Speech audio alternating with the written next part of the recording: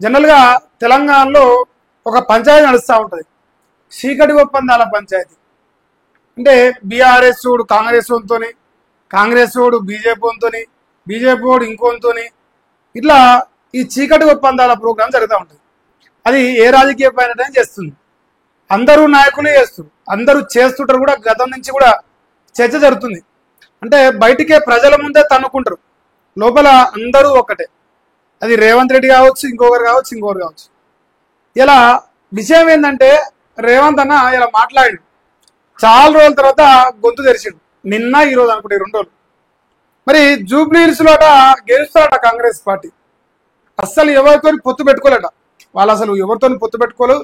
చాలా శుద్ధపూసలం అంటే నీవే, శుద్ధపూసలను కొడితే నీవే వస్తాం, అంత మంచిగా అంత నిజాయితీగా ఉన్నాం, సొంత బ్రహ్మాండంగా కొట్లాడుతున్నాం, మాకు మంచి అవకాశం ఉన్నది, జూబ్లీహిల్స్ లో మేము గెలవాలి, అసలు జూబ్లీహిల్స్ లో పొత్తులు పెట్టుకొని పోతారు పార్టీలు అంటాను.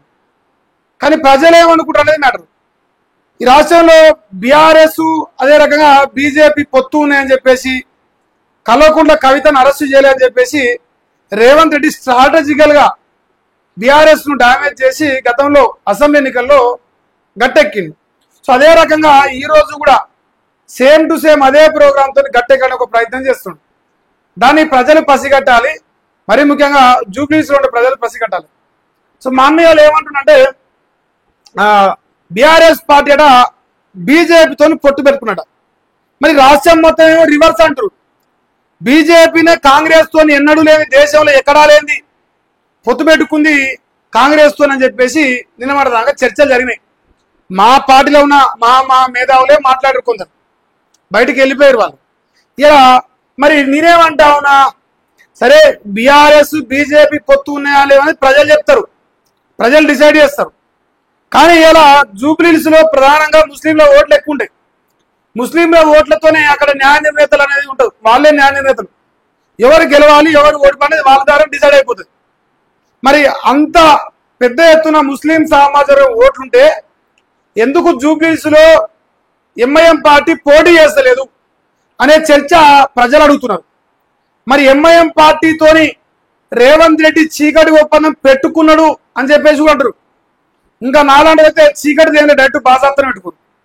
నవీన్ కుమార్ యాదవ్ డైరెక్ట్ పోయి కలిసి వచ్చిండు, ఆశీర్వాదాలు ఇచ్చిండు, ఆయన ఇచ్చిండు, ఈయన తీసుకుంటూ సరిపోయింది.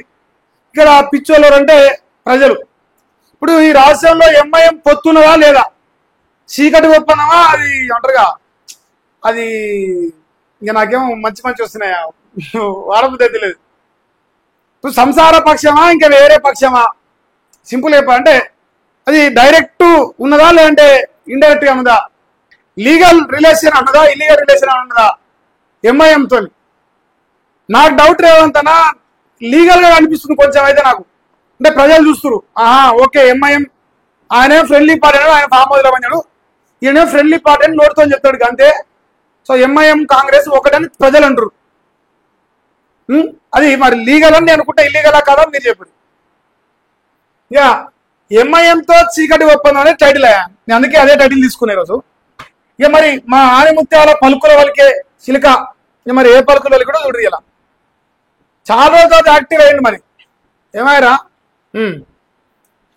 బీఆర్ఎస్ బీజేపీ చీకటి ఒప్పందం, ఆ 2 పార్టీలు కలిసి కాంగ్రెస్ పై కుట్రకు ప్లాన్ చేసినాయి. మీరు మునగాలని మీ పైన కుట్రలు ప్లాన్ చేయాలి. అది కూడా బీఆర్ఎస్ బీజేపీ. ఈ రాష్ట్రంలో ప్రజలు ఒకటి అడుగుతున్నారు ఏమంతన్నా, అరే అసెంబ్లీ ఎలక్షన్లకు అదే చెప్పినావు, పార్లమెంట్ ఎన్నికలకు అదే చెప్పినావు, మళ్ళీ ఈ బై ఎలక్షన్ కూడా కదేనా, పాతసింతకాయ పచ్చడి అయిపోయింది. పచ్చడ పాతగా అయిపోయినాక కొన్ని కమ్మగా ఉంటాయి, కొన్ని కమ్మగా ఉండవు. అవి మంచి అయితే కమ్మగా ఉంటాయి. నువ్వు కలిపేది మంచి పచ్చడి కాదు, అది కమ్మ కొడతలేదు, జనాలు నవ్వుతారు. ఎందుకంటే బీజేపీ బీఆర్ఎస్ పొత్తు అని చెప్పి మా తలకాయలు ఖరాబ్ చేసి నీకు ఓటు వేయించినావు. ఇక మేము ఇక మోసమో గోసో అది మా రాతో మా తలాతో బాగాలేకనో నీ ఓడేసి ముందు నష్టమైనావు. ఇక ఆ రోజు నుంచి బయట ఇక మమ్మల్ని బతకనిస్తాను తొట్టు. ఈయన చీకటి ఒప్పందాల గురించి మాట్లాడతాడు. మరి ఎంఐఎం అనే వ్యక్తి కూడా కనిపిస్తలేడు. ఎంఐఎం పార్టీ ఉండారు కదా, మీరు నిజంగా బాజాప్తా పొత్తు పెట్టుకుంటే ఇక నాకేమో మంచిగా వస్తాయి. నిజంగా మీరు మునగాళ్ళ లెక్క పొత్తు పెట్టుకుంటే మరి ఎంఐఎం పార్టీ ప్రచారాలు తిప్పుకోరి, బాజాబ్తో తిప్పుకోరి. ఇగో మేము పొత్తు పెట్టుకున్నాం అందుకే మేము ఇక్కడ ఉన్నామని చెప్పి తిప్పుకోరి. మీకెందుకు దమ్ము లేదు? మీరు దద్దామలా అక్బర్ భాయ్ అసద్ భాయ్ అంటావుగా అసెంబ్లీలో. మరి అసవంటి మునగాలి నువ్వెందుకు పొత్తు పెట్టుకుంటలేవు? నువ్వెందుకు బాజాబ్తో తిరుగుతలేవు? నువ్వెందుకు దొంగసాటు ఉన్నావు? ఏమన్నా అడ్రస్ బాజాబ్తా చేయాలి, బేజాబ్తా చేయొద్దు మా కేసీఆర్ చెప్తాడు. మరి బాజాబ్తా చేయాలి ఆయన చెప్పిన ఆనాడే MIM is my friendly party అన్నాడు. నీకు ఆ ధైర్యం కూడా లేకపోయే. ఎంతసేపు బీఆర్ఎస్ వాడు ఎక్కడ గెలిచిపోతాడో, ఎక్కడ బీఆర్ఎస్ వాడు గెలిస్తే నా ఇజ్జత్ పోతుందో, బీఆర్ఎస్ వాడు గెలిస్తే లోకం నా ముఖంలో ఉంచుతారో అని భయపడి 24 గంటలు బీజేపీని దానికి కలిపే ప్రయత్నం చేస్తాం. కానీ ప్రజలు ఏమంటారంటే బీఆర్ఎస్ పైన బీజేపీ ప్రశ్నిస్తప్ప బీజేపీ కాంగ్రెస్ ను ప్రశ్నిస్తలేదు. అది ఎందుకు అసలు క్వశ్చన్ అనేది లేదు. అసలు నన్ను అడిగితే బీఆర్ఎస్ అధికారులు ఉంటే గట్టిగా మాట్లాడుతుంటారు మా వాళ్ళు మొత్తం స్విచ్ ఆఫ్ మోడ్లోకి వెళ్ళిపోయారు. అది చీకటి ఒప్పందం అంటారు జనాలు. కాంగ్రెస్ బీజేపీ చీకటి ఒప్పందం జనాలు కాదు, ఆ పార్టీకి వెళ్ళిపోయిన కార్యకర్తలు అంటారు, ఆ పార్టీ నుంచి వచ్చిన నాయకులు కూడా అంటారు. మరి దానికి కూడా రేవంత్ అన్న సమాధానం చెప్పాలి. నువ్వు ఎంఐఎంతో పొత్తా బీజేపీతో పొత్తా? అది ఏ పొత్తు? అది సంసార పక్షమైన పొత్తా, ఇక వేరే పక్షమైన పొత్తా? ఎసవంటి పొత్తు, ఎట్లా పొత్తు? అసలు పొత్తు ఉందా లేదా? మీకు దమ్ము ధైర్యం ఉన్నదా? ఓపెన్ గా ఎంఐఎం అనే పార్టీ మాతో పొత్తులో ఉందని చెప్పే ధైర్యం మీకు ఉన్నదా?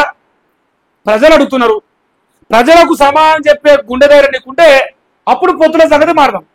నేనైతే ఎంఐఎం కాంగ్రెస్ పొత్తు అని చెప్తా, నాకు తెలుసు కాబట్టి. ఇంకో ఆ రెండు పార్టీలు కలిసి కాంగ్రెస్ పై కుట్ర ప్లాన్ చేస్తున్నాడ.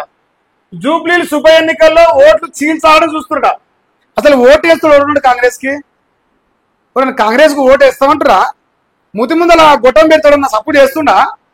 కాంగ్రెస్ జిందాబాద్ అంటుండా? నీ మీద కుట్రలు చేసే కర్మ వాళ్ళకి. నువ్వే ఓడిపోతావు, నువ్వే ఓడిపోయే పరిస్థితి ఉన్నాడా? ఆ కుట్రలను తెలంగాణ సమానం తిప్పికొట్టాలి. ఆంధ్రానే చెప్తుండు తెలంగాణ తిప్పికొట్టాలి, పచ్చరంగంలో వండుకుని చెప్తుండు. తెలంగాణ జోలి ఎత్తిండు తెలంగాణ అన్నదట. ఇలా అన్నావనా? ధైర్యం నమ్మకం లేదు నాకైతే. అన్ని కులాలకు అండగా ఉంటాం. ఏది ఇగో ఇక ఇప్పుడు లెక్క చెప్పాలి. ఇప్పుడు ఎన్ని కులాలకు అండగా ఉన్నావు? అది అధికారులైనా, రాజకీయ నాయకులైనా, ఉద్యోగాలైనా, పర్సనల్ పిఏలైనా ఏదైనా రెడ్డి ఉండాలి. పక్క తోకలేకపోతే మనం దేకం. అది ఎసవంటి ఉద్యోగం కానీ ఎసవంటి పదవి కానీ అన్ని కులాలకు. అట్లా చెప్పకు రేవంత్ అన్న. బుచ్చంగారి మాధవరెడ్డికి నేను మద్దతున్నా, బుచ్చంగారి మాధవరెడ్డికి నేను మద్దతున్నా చెప్పు. మరి అట్లనన్నా ధైర్యంగా చెప్పు మనగాని లెక్క. ఆ ధైర్యం లేకపోయా పిరికోడు వైపు. ఓ రాజ్యం స్ఫూర్తితో ప్రజాపాలన చేస్తాడు. నీ పొద్దుగాల అయిపోయినా చేస్తా. జర్ర ఓపిక పట్టు రేవంత్ అన్న. డిసెంబర్ 9 తారీఖు దాకా ఓపిక పట్టు, చేద్దాం. గొప్ప పండుగ చేద్దాం. అది ప్రజా పరిపాలన పండుగనా ఏ పండుగనా అనేది ఆ రోజు చెప్తా. నీ పాలన ఎంత మంచిగా ఉంది, నువ్వెంత గొప్పగా పరిపాలిస్తున్నావు, ఎంత ఎగురు పెడుతున్నావు అన్నీ మాట్లాడతా. నాకేం బేసజాలు లేవు, బరాబర్గా మాట్లాడతా. రాజీవ్ గాంధీ స్ఫూర్తితోని ఇందిరాగాంధీ అయిపోయింది, ఇందిరమ్మ రాజ్యం అయిపోయింది. ఇప్పుడు రాజీవ్ రాజ్యం అని ఎట్టిపోతాం. రాజీవ్ రాజ్యం అయింది అట్నే. ఇది ఇందిరమ్మ రాజ్యం తీసేరి, పక్కన మళ్ళా రాజీవ్ పెట్టుకోరు. రాజీవ్ రాజ్యం అంటే ఇందిరమ్మని జోక్తే పదవి వచ్చింది, ముఖ్యమంత్రి పదవి. ఇప్పుడు రాజీవ్ జోక్తే నిలబడతావు అనుకుంటున్నాను. ఇక నువ్వు రాజీవ్ జోకినా ఇంకా ఏ జీవ్ జోకినా జనం మాత్రం నిన్ను దించుడుకా ఏమంటారు. జనం అంటారు ఏమంటారు, నాకు సంబంధం లేదు. ఇప్పుడు అతలైన స్టేట్మెంట్ చాలా ఇంత విచిత్రంగా అనిపిస్తుంటది నాకు. మతతత్వవాదులు బ్రిటిష్ వాళ్ళ కంటే ప్రమాదం. ఎవడు మతతత్వవాది అనేది నాకు కావాలి ఇక్కడ. రేవంత్ అన్న మతతత్వవాదిగా?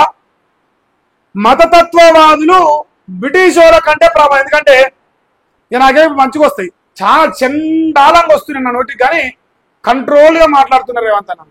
ఒక ఆయన ఉంటాడు మోహన్ దాస్ కరంచంద్ గాంధీ అనేట ఆయన చరిత్ర చాలా చదివిన నేను. ఆయన చరిత్ర చాలా చదివినాక మహేష్ గాడ్సేన్ అయినా బ్రిటిష్ వాళ్ళ చరిత్ర, మోహన్ దాస్ కరంచంద్ గాంధీ చరిత్ర చాలా గట్టిగా చదివిన రేవంత్ అన్న. ఎవరి దేశానికి ప్రమాదం? సుభాష్ చంద్రబోస్ అనట ఎందుకు ఈ దేశానికి జాతిపిత గాలే? మోహన్ దాస్ కరంచంద్ గాంధీ అట ఎందుకు అయ్యిండు? ఇవన్నీ చాలా పెద్ద లెక్కలు రేవంత్ అన్న. ఈ మాట్లాడితే నీ దమాకు అర్థం కాదు. నీ కోడిమైండ్ ముందే ఆ గుడుంబ సెంటర్ సోపతి మతతత్వవాదులు అంటాను. మరి నీదేం బడి, నువ్వు చదివిన బడేంది? ఏ బల్లె చదువుకొని వచ్చినావు? ఏ బల్లె చదివితే ఎమ్మెల్యే అయినావు? ఏ బల్లె చదివితే ముఖ్యమంత్రి అయినావు? కొంచెం తల్లిని అవమానించే ముందు ఆలోచించుకోవాలి. తల్లిని అవమానించే ముందు ఆలోచించుకోవాలి అంటున్నా. ఏ తల్లి కళ్ళు పుట్టినావో తల్లి కడుపు మీద అనవద్దు. మాట్లాడితే కొంచెం వెనక ముందు ఆలోచించి ఇది మాట్లాడవచ్చా, ఇది మాట్లాడరాదా. మా తల్లి గర్భాన్ని మనం అంటారుగా కించపరిచి మాడకూడదు. కొంచెం ఆలోచన చేసి ఓట్ల కోసం, మైనార్టీల ఓట్ల కోసం, వాళ్ళని అంటారుగా నవ్వించడం కోసం, వాళ్ళు మెప్పించడం కోసం, నేను కాంగ్రెస్ అని నమ్మించడం కోసం ఏది పడుతుంది మాటకు రేవంత్ అన్న. తమ్మునిగా చెప్తున్నా, చెప్పగలుగుతా. ఇప్పుడు సీరియస్ చెప్పండి, బ్రహ్మాండంగా చెప్పగలుగుతా నేను. కాకపోతే అన్నావు కాబట్టి అంతా ఒకటే పల్లె చదువుకొని వచ్చినాం కాబట్టి చెప్తాను. మతతత్వవాదులు అనే డైలాగు ఈ ప్రపంచ చరిత్రలో ఏ పార్టీ అయినా వాడచ్చు రేవంత్ అన్న. కానీ పాకిస్తాన్కి పైసలు ఇవ్వని చెప్పిన పార్టీ మాత్రం అసలు దాని పేరు కూడా ఎత్తే అర్హత లేదన్న మనకు. పాకిస్తాన్కి పైసలు అంటారా, వానికి పైసలు ఇవ్వడం కోసం కూర్చున్న జాతి మన జాతి, ఒక జాతి కాంగ్రెస్ జాతి. అసలు బ్యాచ్ మనం మాట్లాడితే చాలా చెండాలంగా అనిపిస్తుంది, నీచంగా అనిపిస్తుంది. నాలుగుంటలకైతే కాకరి చుమ్మబుద్ధి అయితే నాకు. నన్ను అడితే కాంగ్రెస్ వాడు కంటే బ్రిటిష్ వాడు ఏమంటారు? నేను ఇక వాడు పాకిస్తాన్ ప్రజలను కూర్చోలే, వాడైతే పాకిస్తాన్ ప్రజలను కూర్చోలే. అంత నీచా చరిత్ర. ఇంకా సల్మాన్ ఖుర్షీదీకు రాజీవ్ సద్భావ అవార్డు అందజేసి సీఆర్ సల్మాన్ ఖుర్షీదే దొరికిందాడ, రేవంత్ గౌడ్ దొరకలే. ఓ రేవంత్ గౌడో, రేవంత్ ముదిరాజో, రేవంత్ యాదవో, రేవంత్ కురువో ఏదో ఒకటి దొరకాలి కదా. ఎందుకు పక్కన ఖానే దొరికిండు? ఖాన్ గలీజు పట్ల ఖాన్లే దొరుకుతారన్న. ఎందుకంటే అక్కడ ఖాన్ల ఓట్లు ఎక్కువ ఉన్నాయి కాబట్టి. అలా ఓట్లు లేకపోతే మనం ఇప్పుడు ఈ స్టేట్మెంట్ వాడకపోదు. మతతత్వం అనే పదం ఆడ వాడకపోదు. నీకు నిజంగా దమ్ము ధైర్యం ఉంటే, నిజంగా నువ్వు మునగాడేవైతే రేపు గోషా మహల్లో రేపు వచ్చే అసెంబ్లీ ఎన్నికల్లో ఇదే పదం వాడితే నువ్వు గ్రేటర్ రేవంత్ అన్న. నువ్వు గ్రేటే. ఇంకా అప్పుడు నేను చెప్తా మా అన్న దమ్మునుడని.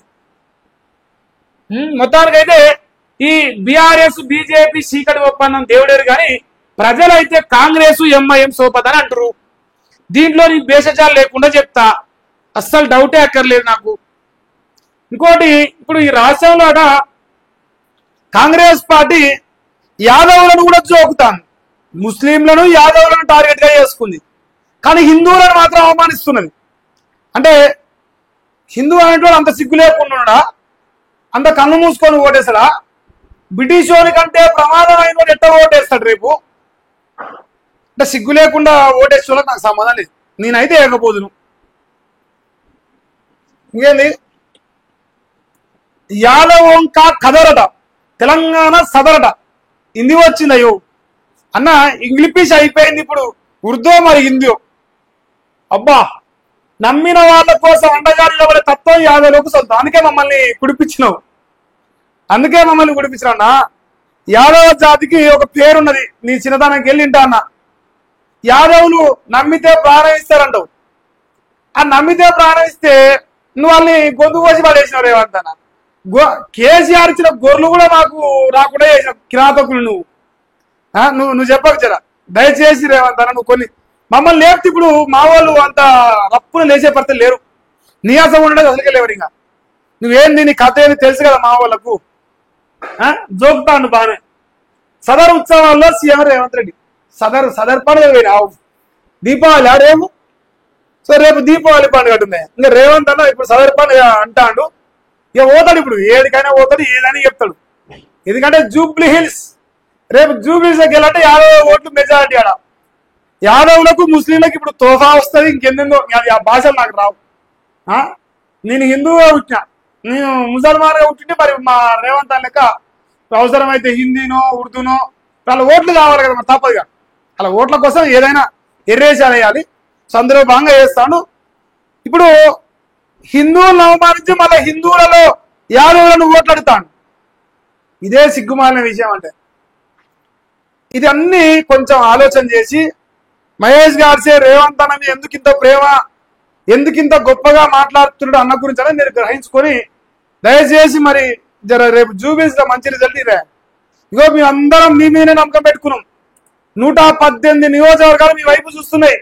మీరిచ్చే తీర్పు మా 3 సంవత్సరాల భవిష్యత్తు నాయన. దయచేసి జర సోచాయించండి.